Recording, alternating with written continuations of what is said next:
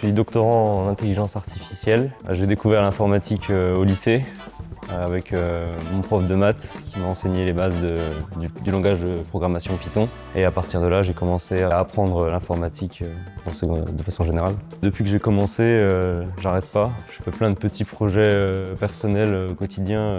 Même à l'école, je faisais toujours plus de choses que ce qu'il fallait faire. Moi, j'ai toujours aimé comprendre comment fonctionnent les choses, créer moi-même des mécanismes ou des programmes. Ouais, depuis tout petit, c'est quelque chose que j'adore faire. J'ai voulu faire une thèse parce que j'ai d'abord fait un stage de recherche en intelligence artificielle aussi et ça m'a beaucoup plu, donc j'ai voulu continuer dans cette longueur-là. Pour moi, c'est assez simple dans le sens où j'ai toujours exploré des petits algorithmes à droite, à gauche. Au final, c'est ce que je retrouve au sein de la thèse et donc pour moi, c'est que la continuité de ce que je faisais. Je fais ma thèse en 180 secondes parce que j'adore communiquer, transmettre le savoir. J'enseigne aussi, donc c'est quelque chose qui est en lien avec ça. Je trouve que c'est important de transmettre la vérité sur le fonctionnement des choses, comme notamment le fonctionnement interne des intelligences artificielles et de pas forcément en avoir peur et de comprendre pourquoi est-ce qu'il n'y a aucun risque avec ces intelligences artificielles.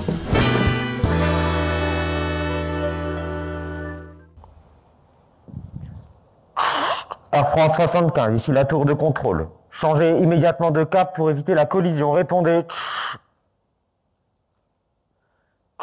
Air France 75, ici la tour de contrôle. Changez immédiatement de cap pour éviter la collision. Ce que vous venez d'entendre, c'est Charlie, un contrôleur du trafic aérien. Et il vient de faire face à une cyberattaque. Car en réalité, l'avion Air France 75 n'a jamais existé. Il s'agit uniquement d'un appareil virtuel créé par un hacker pour semer la confusion. Alors moi, je suis doctorant en intelligence artificielle. Et comme vous, à la base, je n'y connaissais rien aux avions.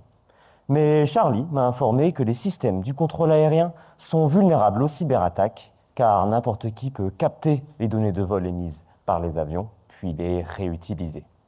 Alors pour faire face à ces attaques, je dois d'abord me mettre dans la tête du hacker.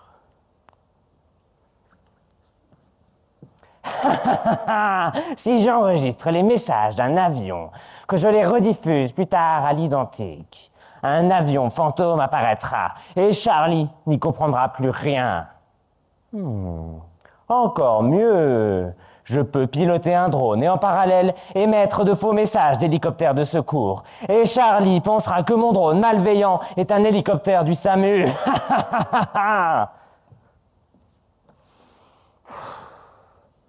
Ici Charlie pour doctorant Melvin.